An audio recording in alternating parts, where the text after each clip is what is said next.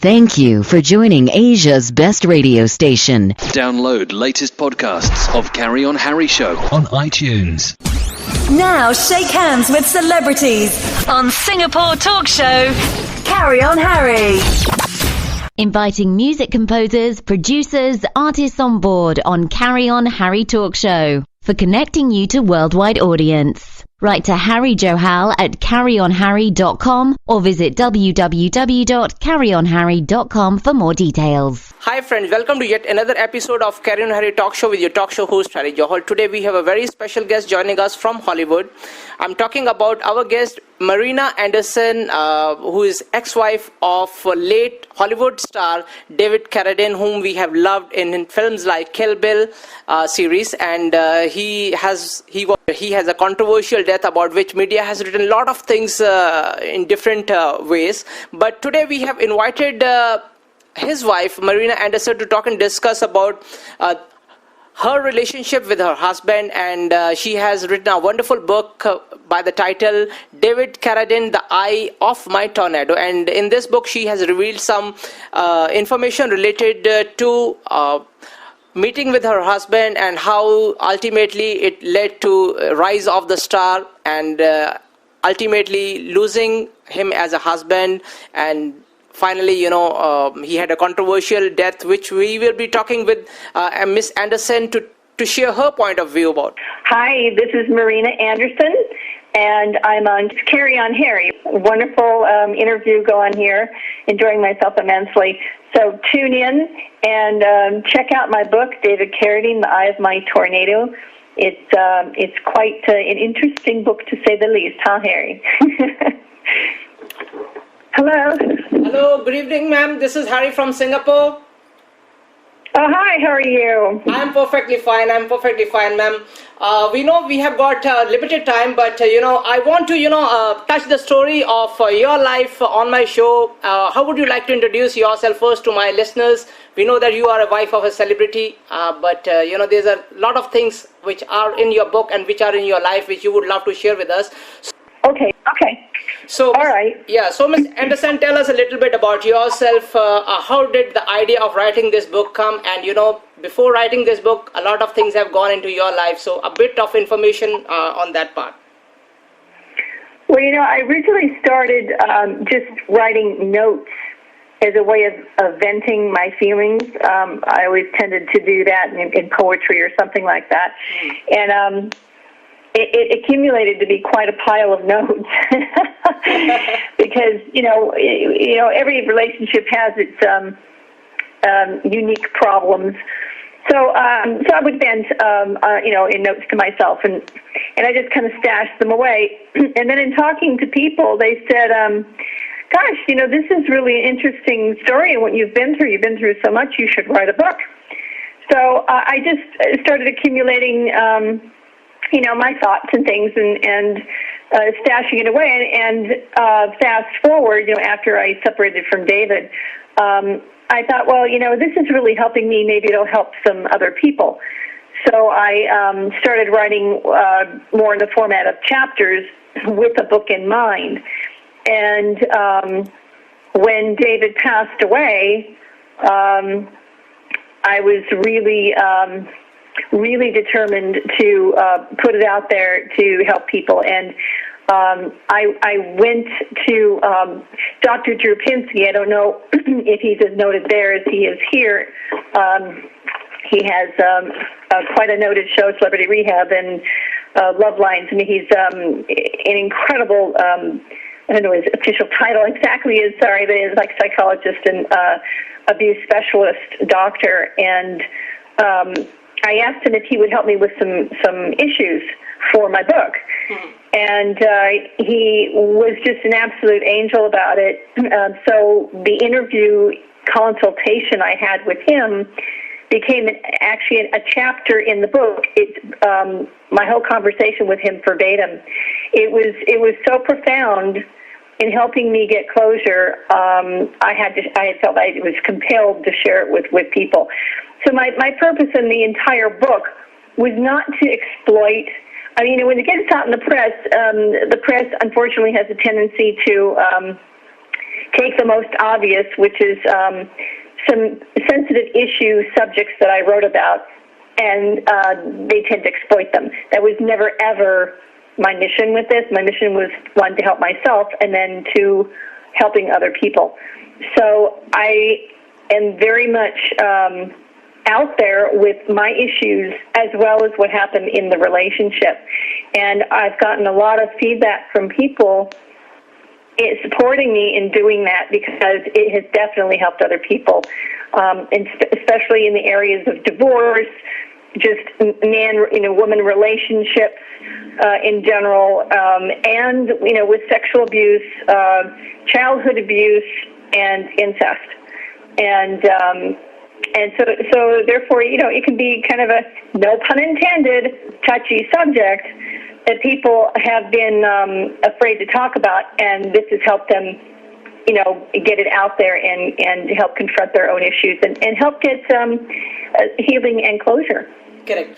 Ms. Anderson, it's very obvious, being a wife of such a big celebrity like Mr. David Carradine, who has been, honored with Hollywood Wall of Fame also. It's not an easy, for a wife's point of view to, handle the career, the lifestyle of such a big star. And I'm very much sure that, whatever media has written, speculations have been there, and that particularly, became your source of inspiration to, put up your story in a more proper way, because since you've been wife of Mr. David. So how is this book different from what media has already speculated about, death of Mr. David and, your lifestyle with your husband?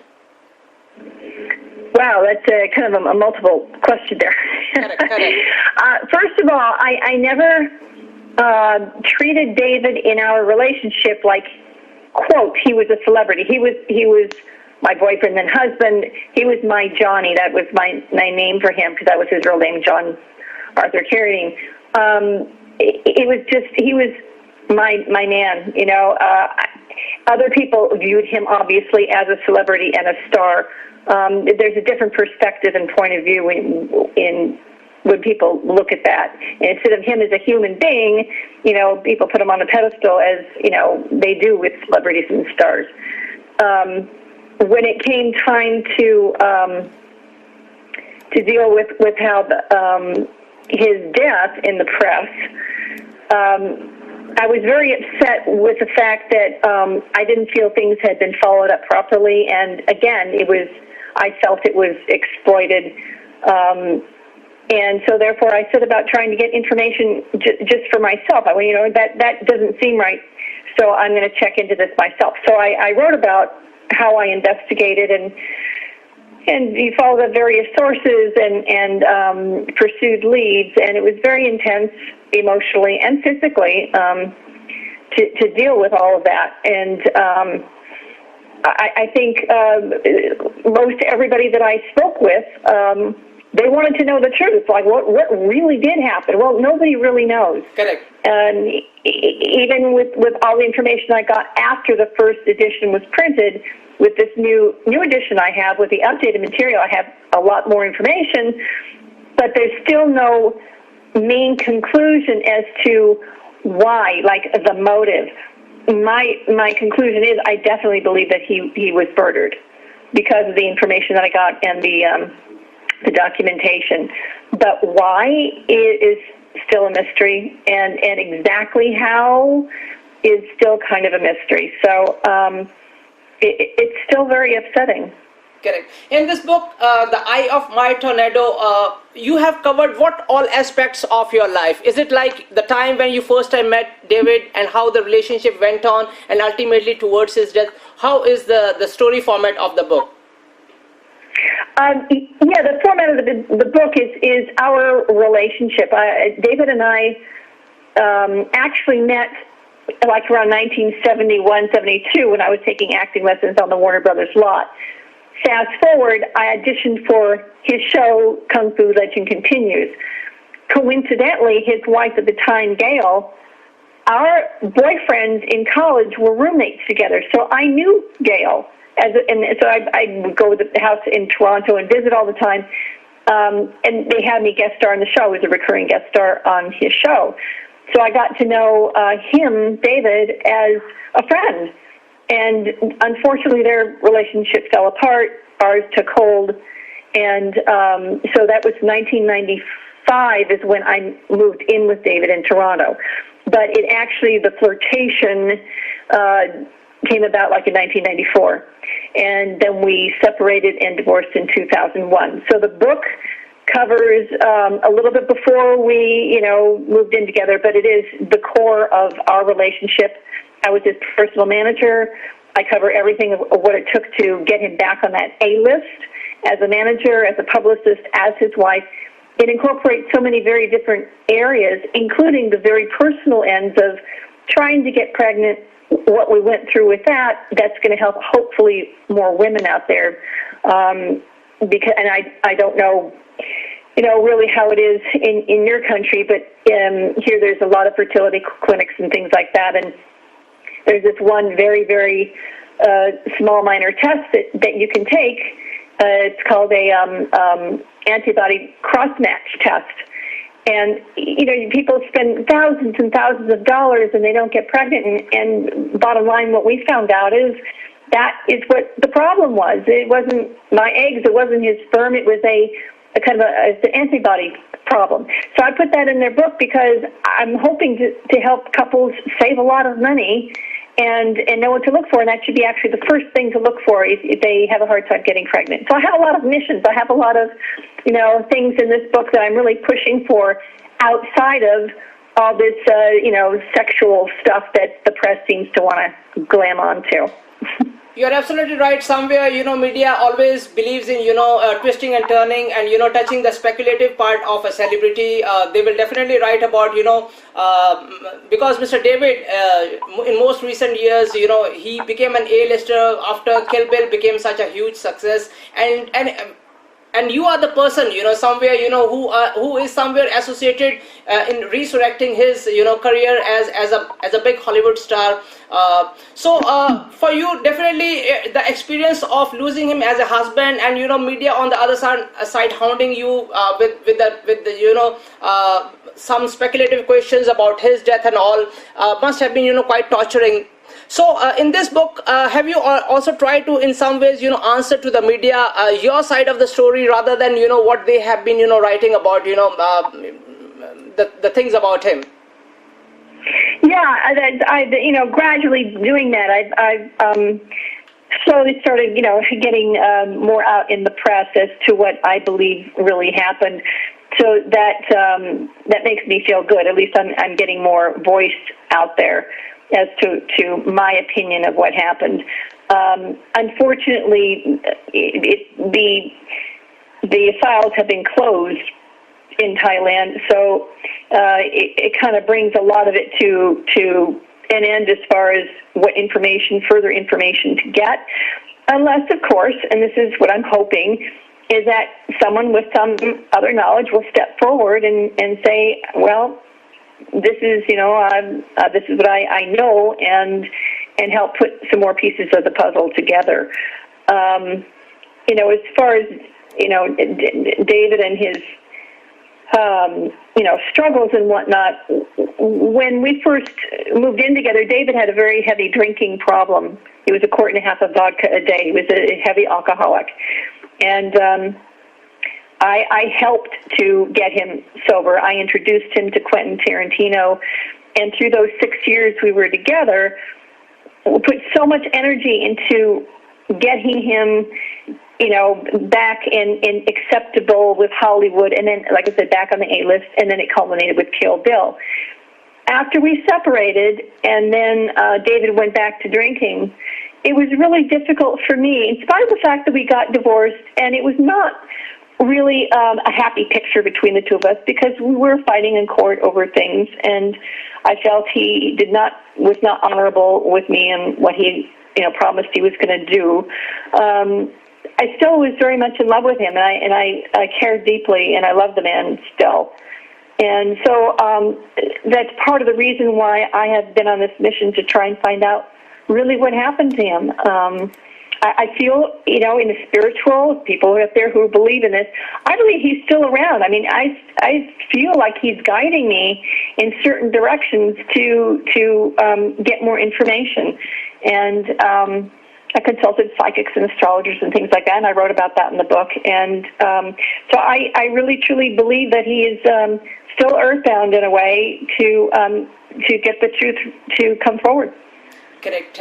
We also want, that the world should know the true picture of you. That's why we thought to get in touch with you and touch this sensitive subject of a wife's point of view about death of the husband. And definitely a book is a very good source of getting this information. And since you are today telling our audience about what went around in your life and how do you see David as a husband, and you want to tell your story. I was going through some of the feedbacks that have come from, and mostly what has emerged from the feedbacks from those people who have read the book is that it really touches the subject in such a way that people can learn a lot of things, be it wife, like how to handle a family situation, how to handle a difficult personality and all those things. How satisfying is it for you as a writer when people are discussing this kind of things about your book? It's a very interesting question. Emotionally, I had to remove when I'm writing it, I was reliving everything. So emotionally, it was really hard to do. I literally had a roll of toilet paper on my desk because I went through boxes of Kleenex too quickly. So it was very, I would say, therapeutic, cathartic to have written the book, but I just got so worn out. I really had to remove myself emotionally, especially when I investigated his death. Because I cover so many different areas in relationships and careers and about Hollywood, I really feel I gave it I'm a Libra too, so if you're into astrology, I try to keep everything balanced. And I went over that book so many times. I'm like, oh, well, I'm being a little bit bitchy here. I got to change that because that's not fair. That's my emotional viewpoint. I got to put it this way. So I'd make changes because I didn't want to come off sour grapes. I wanted to have a really fair perspective of my view, his view, and what really happened. And the comments that I've received from people who know us, and from other strangers, is that the majority is that they got it. They felt the love that I put in there and towards him, and to make it a balanced book as far as our relationship. So that was a lot of work, but I did it, and it's been really positive feedback. So I'm pleased. Correct. We know that the readers have really loved the content of the book. But do you somewhere feel that media has been kind enough to accept your book also in similar tone of taking it as a more like an emotional side of a wife expressing about the book? Are you satisfied with media's reaction about the book?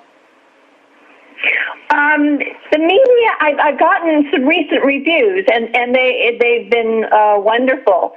Kind of gripping and personal and sensitive, and so so far, I mean, it just, like I said, I've just really started getting it out there, and waiting for some more reviews. I've been putting more effort actually into. I want to see this as a feature film, either for TV or cable or theatrical release. So I've been putting energy more into that direction. It's people are going to think what they're going to think about the book anyway. I mean, there's a couple of, I'd say, fans or people who are really hardcore. I'd say hardcore David fans, and no matter what you do or say, they're going to find fault with it. So I had a couple people rant on me. But it was clear that they really didn't read the book, and the one person that did, they didn't care. They were going to, trash me anyway. It's, she's out for the money, and she was this and that. They, clearly not, because he didn't have a dime to his name when we moved in together. So I kind of have to, set that aside. But it hurt my feelings at first, and then you got to realize where these people are coming from. So, I can't pay too much attention to it. Well, you have released the new version of your book. What is the additional information that you have, summed up in this book? In the new edition, you're talking about the new information? Yes. Well, you're going to have to read the book. You're going to have to buy the book. I will say that I'd say at least there's 5 different other theories as what might have happened to David, but all of those roads lead to the one conclusion, is that it was a purposeful thing that happened to him. It was not, from what I found, I don't believe it was accidental. But the avenues leading up to that conclusion are up in the air, and I wrote about all of those as well. So it is interesting. Some of them are quite like, what? Are you kidding me? You know, it's that kind of like, wow, didn't think of that one, but whoa. And it's all from people coming to me with, emails or phone calls, and just total strangers, and people that I kind of knew peripherally or mutual friends that say, oh, you know what, I bumped into David a month before he left to Thailand, and this is what he was doing, and this is what he said. And I'm going, wow, that's interesting, So that's what I wrote about, yeah. And new pictures, and there's also, that whole section of stories from mutual friends and people that he's worked with, and funny stories, and very endearing, and people will find it not only funny and light and entertaining, but informative as well. Fine. We would encourage our listeners that do grab a copy of David Carradine, The Eye of My Tornado, written by his wife, Marina Anderson, and you can get a lot of information about life of Marina Anderson on her website, marinaanderson.net, and you can grab a copy of the book itself at www.davidcarradinebook.com. This book is available on Barnes & Nobles, Borders, Amazon, and some other platforms like Kindle and all. Yeah. So it's a Kindle, Nook, Kobo, and I want to point out, make sure it's the new edition. The new edition has this lovely full-length color picture of the two of us. It's very sensual, but it's full color. The original is kind of like a headshot in kind of like purple and gray. Don't buy that one, but make sure it's the new edition. And it has the lovely new cover, and on the back it's the two of us laughing together. So it's really nice. Well, definitely, ma'am. It was really lovely, talking to you. And we, thank you. We never try to, portray our talks from a media point of view, because I wanted to lay up the platform to you in such a way so that, you have more scope of expressing yourself as a wife of a person, who David was to you, and what emotional values do you hold regarding your relationship with him, and wanted to portray you in more, human way, rather than, portraying you in a more celebrity wife format. I just hope that you enjoyed your talks with Carry On Harry show today, and any final message that you would love to give to the listeners of the show itself? It's keep the communication open. Don't keep things in the closet. Come out with it. Discuss it. There's nothing worse than, harboring feelings and having it fester inside. Just keep the communication open and keep the love going, Well, definitely, it was a lovely message to our listeners. So, ma'am, I wish you all the best, and we would definitely love to see your book turning up into a film, so that more and more people, sitting in far parts of the world, they come to know about life of David Carradine, and also about your life, how it was for you as a wife to handle, such a big celebrity. And may God bless you, and keep writing some wonderful stuff. And we would definitely love to have you back, with some more writing assignments done by you, and definitely some good news about your book being turned into a feature film. Thank you so much. Oh yeah, one last little tidbit. There's another Marina Anderson that writes erotic books. That's not me. Okay, ma'am. Just so you know. Yeah. Okay. Thank you for being in tune with Best Talk Show. Carry On Harry with entertainment editor Harry Johal on balaballaradio.co.uk. Inviting music composers, producers, artists on board on Carry On Harry Talk Show for connecting you to worldwide audience. Write to Harry Johal at carryonharry.com or visit www.carryonharry.com for more details.